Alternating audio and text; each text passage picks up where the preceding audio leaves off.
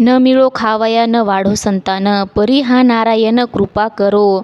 ऐसी माझी वाचा मज उपदेशी, आणि लोकांसी हेची सांगे.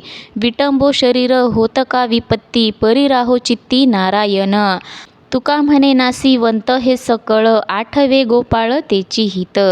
मला खायला नाही मिळाले तरी चालेल, पोटी माझ्या संतान नाही तरी चालेल, पण नारायणाने हरीने माझ्यावर सतत कृपा करत राहावी, असाच उपदेश सतत माझी वाणी मला करत असते. आणि लोकांनासुद्धा मी हेच सांगत असतो. माझ्या शरीराची कितीही विटंबना हो किंवा माझ्यावर कशीही विपत्ती येवो, कितीही संकट आले तरी चालेल, परंतु माझ्या चित्तामध्ये, माझ्या मनामध्ये सतत नारायणच राहावेत.